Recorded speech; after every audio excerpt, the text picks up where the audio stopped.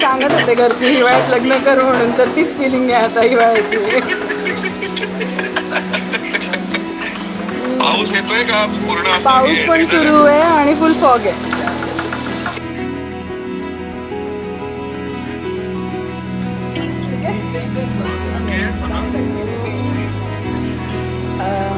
So basically आम्ही भेटलो अनुरूपवर, मी आणि विशाल. अनुरूपवर येण्याचं कारण माझं होतं की माझी आई मला खूप फोर्स करून आणि त्याच्यानंतर की नाही आता तू बघायला पाहिजे म्हणून, तर ह्या सगळ्या काही गोष्टी झाल्यात. आणि त्याच्यानंतर मी नव्हते कम्फर्टेबल फॉर अनुरूप, बट तिने मला हे केलं, पुश केलं आणि अनुरूपवर मी आले. अनुरूपवर आल्यानंतर विशालची मला रिक्वेस्ट आली होती लास्ट इयर फेबमध्ये, आणि त्यानंतर मी नव्हती ॲक्सेप्ट केली, कारण की मला मुंबईला नव्हतं जायचं. फ्रँकली स्पीकिंग मला मुंबईला नव्हतं जायचं. पण असं झालं की समहाऊ मी माझ्या आईला असंच प्रोफाईल लागलं, आई मला म्हणजे जस्ट भेट, कॉफीला तुला जायला काय हरकत आहे म्हणून. तर सो विशाल भेटण्याच्या मागे जर माझ्या साईडने कोणीतरी एक आहे तर ती माझी आई आहे कम्प्लिटली. पहिलं जी भेट आमची दोघांची झाली ती आम्ही काइंड ऑफ आमची टाईमपास म्हणून आम्ही दोघं एकमेकांना भेटलो होतो, कारण की मला मुंबईला जायचं नव्हतं आणि तोही जस्ट की एक चल भेटूयात म्हणून ह्याच्याने आलेला. सो आम्ही भेटलो आणि समहाऊ मी आजवरपर्यंत कधीच कुठल्या मुलाला इतक्या वेळ नव्हते भेटले, पण आम्ही ऑलमोस्ट दुपारी 2-3 वाजता जे भेटलो ते आम्ही रात्री 9 वाजेला डिनरपर्यंत आम्ही सोबत होतो first मीटमध्ये. I was expecting she would call me back like I'm reaching home in 13 minutes, 15 minutes, and she didn't call me up. So that was the first sign. I was like, this is something different and this can go ahead. आणि त्याच्यानंतर आम्ही जेव्हा विशालला भेटलो first time, completely chilled out guy, exactly like her. ते त्यांची व्हाईबच different होती. And yeah we like him in a very first meet it self.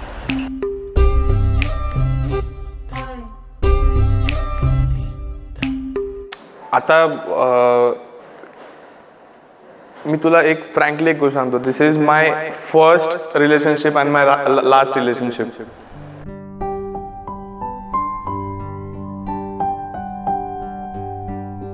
I am having my first relationship with Srija, first ever girl in my life, and this will be the last.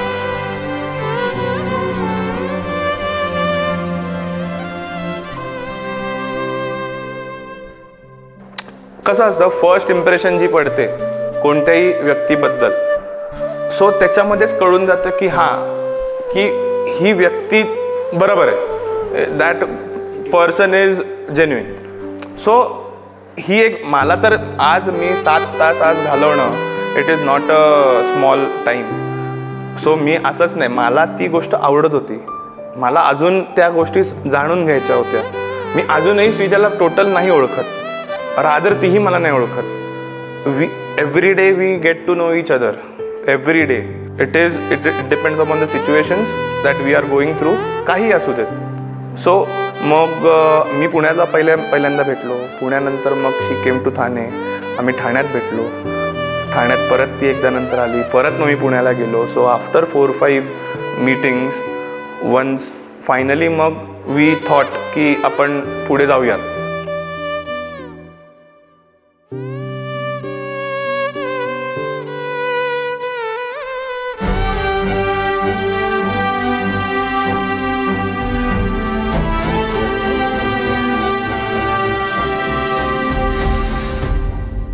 मग तसं सगळ्या गोष्टी आम्ही आईवडिलांना सांगितल्या, आईवडील पण खुश होते. आईवडिलांनी मग आमचं एक डेट ठरली 10 सप्टेंबरला. श्रीजाचे घरचे, श्रीजा म्हणजे सगळी तिची कोर फॅमिली आमच्या घरी आलेली, आमच्या घरी भेटायला सगळ्यांना. We had a wonderful time त्यांच्याबरोबर. छान, खूप छान. श्रीजाबद्दल सांगायचं म्हटलं तर मी एक गोष्ट प्रामुख्याने सांगेन, श्रीजाचा ॲक्सेप्टन्स आमच्या फॅमिलीमध्ये, मी किंवा वर्षा माझी बाय मेसेज, आम्ही कोणीही तिला न भेटता हा केला होता. कारण ॲज आय टोल्ड यू, त्या दोघांचं जे एकमेकांबद्दल बिलॉंगिंग होतं किंवा ॲक्सेप्टन्स होता, अंडरस्टँडिंग होता, हे आम्ही श्रीजाला तो बऱ्याच वेळा भेटला आणि तो भेटल्यावरती येऊन सगळं सांगायचं मला, असं असं झालं डॅडी, हे झालं त्याला. आणि त्याच्यामध्येच then side by side I prepared myself की येस आपल्याला हे बहुतेक वाजंत्र वाजवायला लागणार आहे.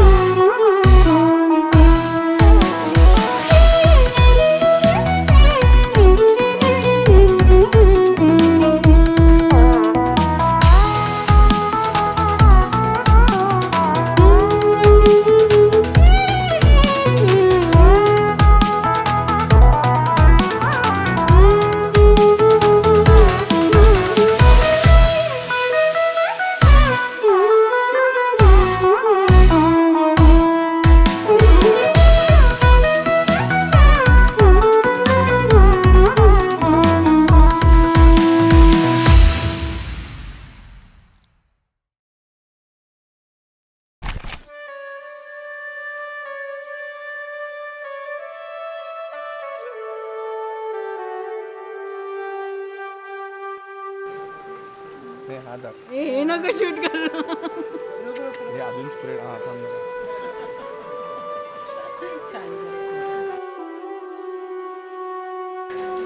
खूप छान आहे.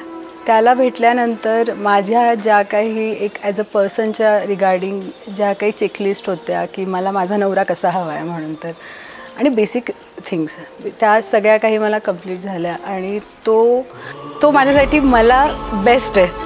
कम्प्लिटली फुल पॅकेज आहे माझ्यासाठी. जसं मला जे काही हवं होतं सगळं काही आहे त्याच्यामध्ये.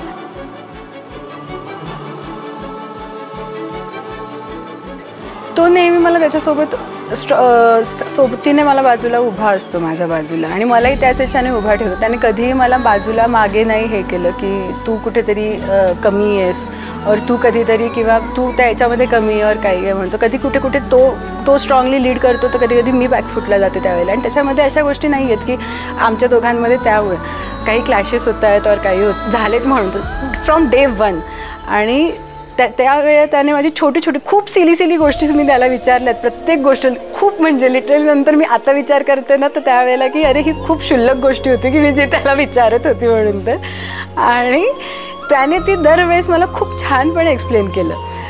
त्याने कधीच हे नाही केलं की अरे हिला आत्ता तर सांगितलं होतं असंही नाही कधी किंवा अरे हिच्या लक्षात नाही राहते का. त्याने त्या गोष्टीवरनं मला जज नाही केलं कधी. त्याने दरवेळेस मला विचारलं आणि सेम वाईस वर्सा त्याने माझ्या फील्डबद्दलसुद्धा त्याने त्याच याच्याने मला त्याची जी क्युरियोसिटी होती आणि सगळ्या काही गोष्टी त्याचे जे क्वेश्चन्स होते त्याच्या रिगार्डिंग त्या गोष्टी मला त्याने दरवेळेस विचारल्या आणि इक्वली त्याने शेअर केलं बेस सगळ्या काही. आजपर्यंतचा 1 वर्षाचा जी काही गोष्ट आम्ही दोघांनी जी रिलेशन बिल्ड केले मला आज काही हवं आहे त्याला काय हवं आहे आम्ही दोघांनी त्या याच्याने आम्ही दोघांनी ह्या रिलेशन दोघांनी बिल्ड केलेलं आहे.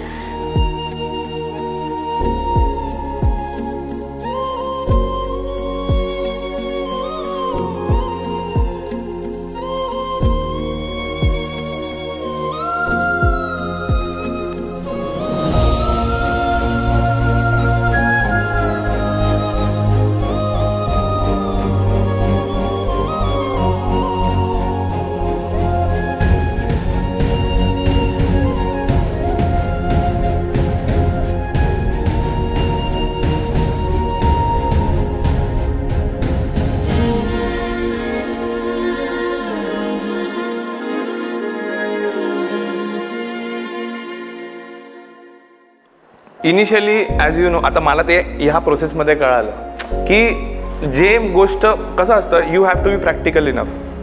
बरोबर आहे, this is a part and parcel of life. की आज रिलेशनशिप स्टार्ट होताना की मधले जे काय 3-4 महिने स्टार्टिंगचे असतात ना, ते सगळं गुडीगुडीच असतं, सगळं गुडीगुडी असतं.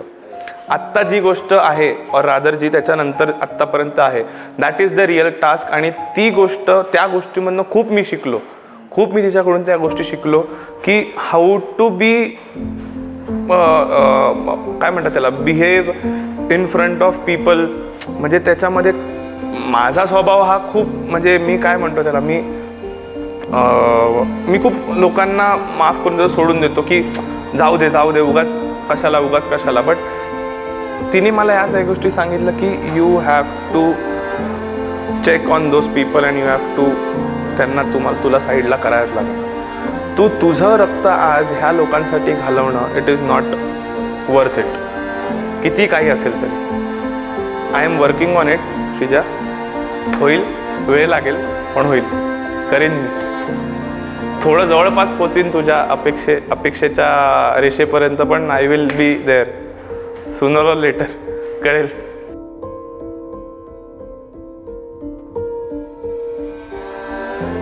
Very caring, very emotional, very sensitive child, and she was always like that.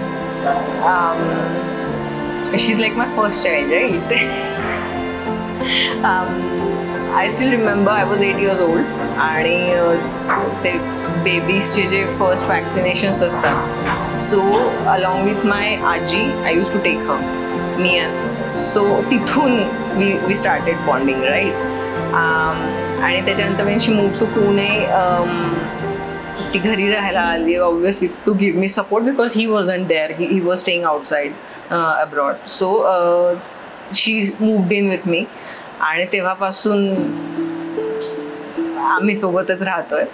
आणि म्हणजे मला असं आता ती गेल्यानंतर घर खाली वाटेल माझं.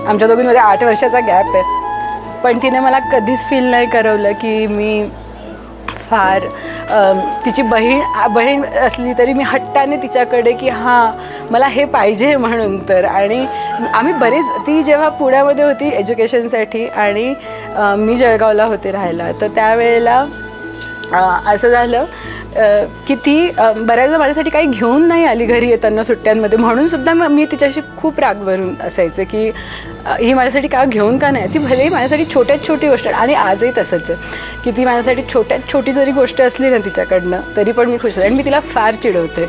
मी तिला असं असतं की मी तिच्या गोष्टी घ्यायचा मी हे करते की अरे हां दीदी हे तर मी घेणार आहे, हे मी घेणार आहे. न बोलताना बऱ्याच गोष्टी मुद्दामून म्हणून आहे ना तिच्याकडनं माझ्याकडे घेऊन माझ्याकडे ठेवते की हिला हे मिळाली नाही, आणि हिला चुकून जर माझ्या इथे जर ती सापडली ना की हां हे तर माझंच आहे म्हणून. तर आणि ती कधीच मला ती गोष्ट की हां ठीक आहे तुला हे हवं आहे, ओके ठीक आहे.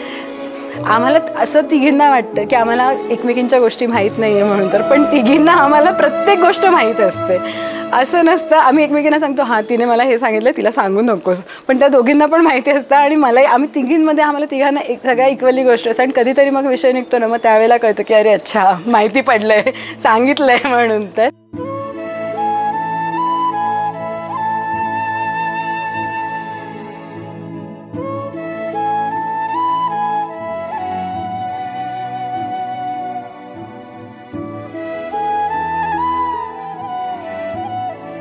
माझे पप्पा आमच्यासोबत लहानपणापासून फार कमी वेळा राहिलेत, कारण की ते जॉबमुळे त्यांचं अपडाऊन असायचं. और ते बऱ्यापैकी ते आम्ही सकाळी झोपलेलो असायचो त्याच्या आधीच ते जॉबसाठी निघायचे, आणि रात्री आम्ही झोपलेलो असायचो त्यावेळेला ते घरी यायचे. सो ते एक होतं. पण त्यांनी आम्हाला कधी कुठलीही गोष्ट आजवरपर्यंत कमी नाही पडू दिली. जी काही गोष्ट आम्ही मागितली ती वेळेमध्ये सगळ्या काही गोष्टी आम्हाला दिल्यात. कधीच कुठली गोष्टीसाठी आम्हाला हां गरजेची आहे आणि आज गरज आहे त्यावेळेला, पण आम्ही कधी जर असा हट्ट करत असतो की हां नाही कोणाच आपल्याला अल्लड असतं वय त्यावेळेला की हां की कोणाकडे तरी काहीतरी आहे तर हे आपल्याला कडे पण पाहिजे म्हणून. तर सो ती एक असताना त्या गोष्टीच्या मागची जी गोष्ट की आज मला ती गोष्ट का नको, तुला गरज का नाही आहे किंवा काय, हे त्या ज्या वेळेने त्यांनी दोघांनी पण इव्हन इक्वली ज्या याच्याने आम्हाला समजवलं सगळ्या काही गोष्टी, आणि ज्या वेळेला ज्या गरजेच्या गोष्टी त्यावेळेला त्या आम्हाला न बोलता पण बऱ्याच गोष्टी आम्हाला त्यांनी दिल्या. त्यांनी आजच्या जनरेशनच्या नुसार म्हणजे ज्या याच्यातनं आम्ही आलो तिथून ती प्रत्येक वेळेस ती गोष्ट सांभाळली आहे की तुम्हाला आज हे गरजेचं आहे, तुम्हाला आज ही गोष्ट आहे. त्यावेळेला त्यांनी हे नाही बघितलं की आज या ठिकाणी आपल्याला किती काय खर्च होणार आहे किंवा काय होणार आहे, काहीच नाही, कधीच नाही. त्यांनी आज त्यांच्या गोष्टी बाजूला ठेवल्या आणि त्यांनी आमच्या गोष्टी पूर्ण केल्या त्यावेळेला. आईच्या बाबतीमध्ये जर म्हणायला गेले तर आई माझी बेस्ट फ्रेंड आहे. सगळ्यात म्हणजे तिला सगळ्या काही गोष्टी माहिती असतात. माझे फ्रेंड्स, मी कुठे जाते, काय जाते, इव्हन मी रात्री पण कधी जर मी आउटिंगला बाहेर असेल किंवा मी कुठेही कोणासोबतही जात असेल तर माझ्या आईला सगळ्या गोष्टी माहिती असतात. मी कोणासोबत असते, मी केव्हा गेली आहे, केव्हा परत येणार आहे. मी घरी आल्यानंतर सगळ्यात पहिले माझ्या आईला मेसेज करणार की हां मी घरी आली आहे म्हणतो, आणि ती नाही झोपत जोपर्यंत. तो कॉन्फिडन्स तिला आहे, पण तिला एक असतं की नाही आपली मुलगी घरी आली एक की हां नाही ती आहे व्यवस्थित आहे म्हणून तर ह्या याच्याने तिला माहिती सगळ्या गोष्टी असतात, पण तरी ती नाही झोपत की ही अजूनही बाहेर आहे म्हणून तर. आणि असं नाही की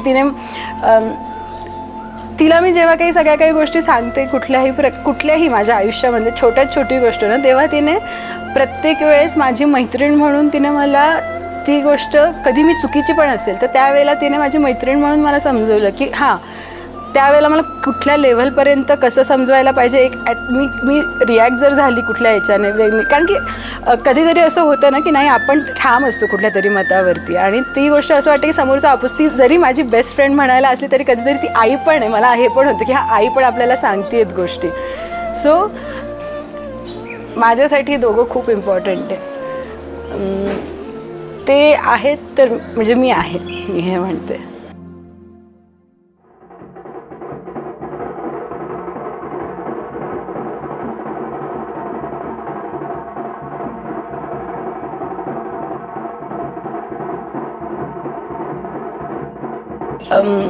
मी जॉब सोडला नोव्हेंबरमध्ये जस्ट बिकॉज ऑफ की मला माझ्या फॅमिलीसोबत घरी राहायचं होतं, आई पप्पांसोबत म्हणून तर.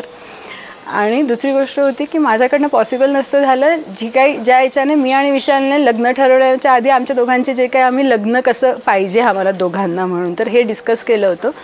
अँड टुडे आम्हाला ज्या गोष्टी करायच्या होत्या बट ऑब्व्हियसली ज्या गोष्टी आम्हाला करायच्या त्या ठीक आहे, दोज आर प्रॅक्टिकल थिंग ज्या होत नाही आहेत, but still I am very happy that she is happy right now. Whatever we are doing that मला तेवढंच आहे की बाबा if she is happy, if everyone is happy then I am happy, बस that's it. And as a groom I am feeling very म्हणजे खूप excited आहे मी, खूप एक्सायटेड आहे फॉर ऑल द इव्हेंट जे काय आमचे आहेत. सो ॲटमॉस्फिअर तर आज माशा अल्लाह है.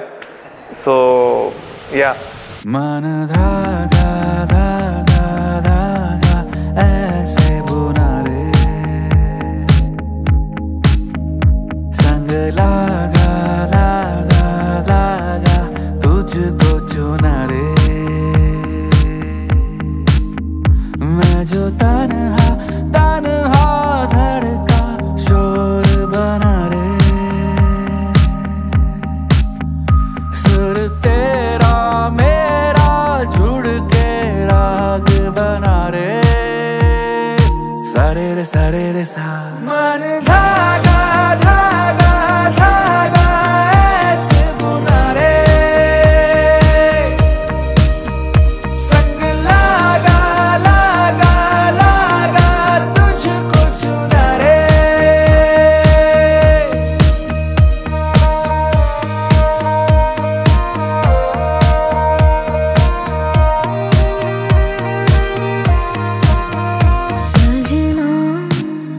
सजना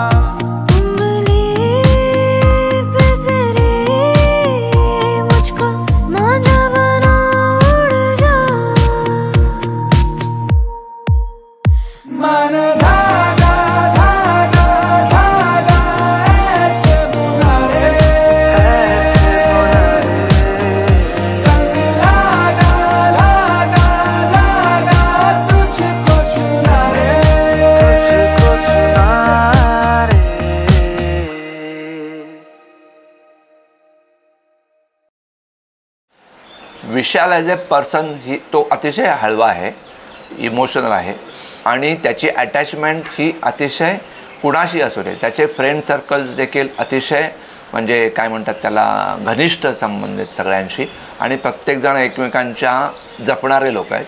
आणि विशाल हा नॉर्मली नाती जपतो आणि he understand the importance of the relationship.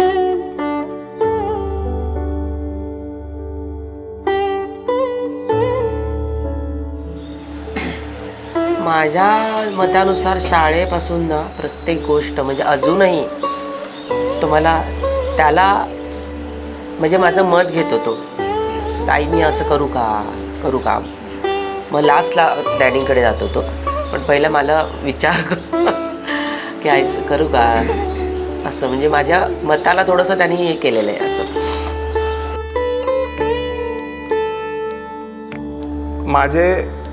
माझा आत्ता माझ्या वडिलांबरोबरचा बॉन्ड हा खूप जास्त अजून स्ट्रॉंग होत गेला आहे. आईबरोबर हा माझा स्ट्रॉंग आहेच, बट माझा वडिलांबरोबरचा हा खूप स्ट्रॉंग होत गेला आहे because of we both work together.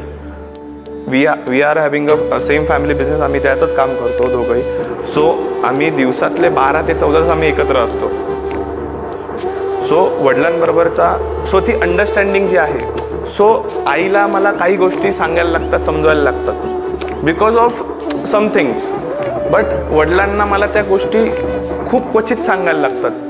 त्या गोष्टी ती कनेक्ट होऊन जातं. सो जी थॉट प्रोसेस आहे, बिकॉज मी त्यांच्याकडून शिकलो आहे, ती जी काय थॉट प्रोसेस आहे, how to deal with people, how to handle people, how to be good with people, how to be positive with people, हे मी माझ्या वडिलांकडून आईकडून ह्या खूप गोष्टी शिकलो.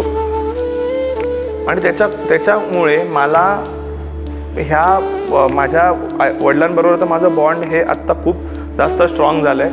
आईबरोबर माझं त्याच्या आधीपर्यंत आईबरोबर माझं हे खूप म्हणजे we use to share everything because वडील हे कंपनीत असायचे. He use to work a lot. आत्ता पण तसंच आहे, काही वेगळं नाही. आता मी असं त्यांच्याबरोबर तिकडे असं. सो माझ्यासाठी आई ही होती सगळं सांगायला, या सगळ्या गोष्टी करायला. आता कसं आहे, आता मी वडिलांबरोबर ह्या सगळ्या गोष्टी करतो आणि मग आम्ही दोघेपासून मग आईबरोबर आम्ही डिस्कस करतो बिकॉज माझा टाईम स्पेंड हा माझ्या वडिलांबरोबर जास्त होतो. So we are having a good connect with my dad and mom. याच्यामध्ये ना विशालने जसं सांगितलं त्याप्रमाणे मी माझी दोन्ही मुलं ही माझ्याबरोबर माझ्या बिझनेसमध्ये अटॅच्ड आहेत आणि ही माझी प्राईम रिस्पॉन्सिबिलिटी आहे की माझे जे काही एक्सपिरियन्सेस आहेत about the life, about the business, I should share with them and make them so strong and की जेणेकरून त्यांना ज्या डिफिकल्टी मी फेस केल्या त्या त्यांनी करू नयेत. ज्याच्यामध्ये दोन्ही गोष्टी, एक बिझनेस आणि दुसरी गोष्ट म्हणजे बिझनेसमधून वेळ काढून फॅमिलीला कसा द्यायचा, which I have not done in my life because I have started everything from my scratch. आणि ह्या दोघांना ॲडव्हान्टेज असं आहे की यांच्या हातामध्ये सगळं आहे जे त्यांना नुसतं टेकून न धरता पुढे वाढवायचं आहे. आणि ह्याच्यासाठी मला बेस्ट टाईम जो मिळतो तो म्हणजे आम्ही ज्यावेळेला माझी फॅक्टरी जवळजवळ घरापासून एक दीड तास लागतो मला यायला जायला, तर माझा बेस्ट टाईम हा आहे की ट्रॅव्हलिंग करताना मी ह्या दोघांबरोबर असतो आणि त्यावेळेला मी ह्या गोष्टीवरती त्यांच्याशी बरीच चर्चा करतो. कारण एकदा ऑफिसमध्ये गेलं की ऑफिसचं ॲटमॉस्फिअर असतं, घरी आल्यावर घरच्या गोष्टी असतात. So that is what I take care.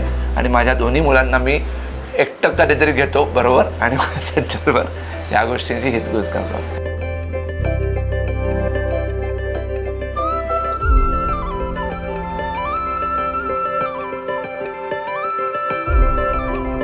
Marriage is there are two kinds of people.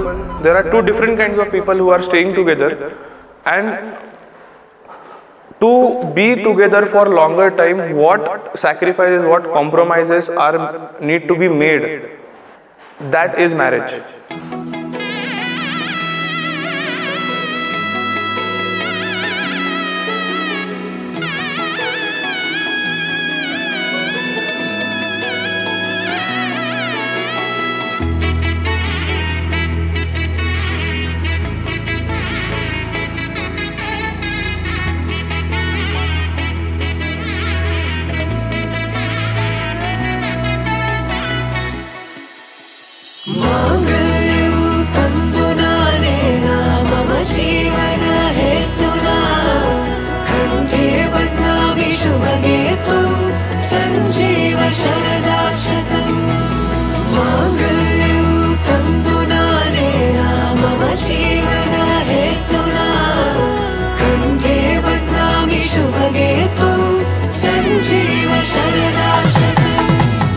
नाही आता काल यांनी भरपूर डान्स केला.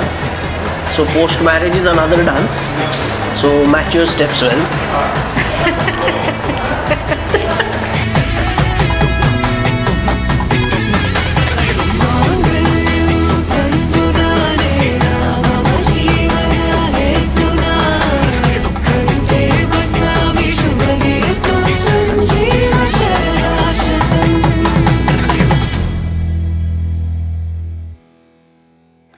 श्रीजा सगळ्यांबरोबर लगेच मिक्स होते.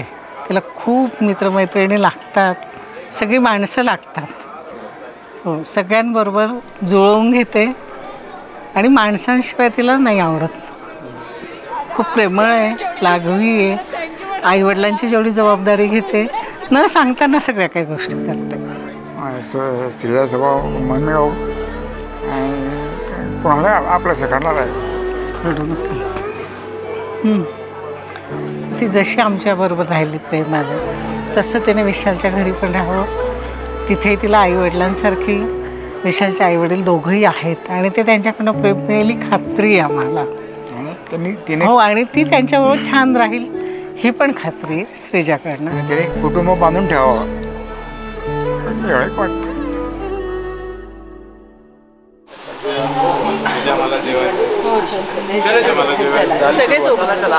जोडले त्यांनी झाली सुरुवात.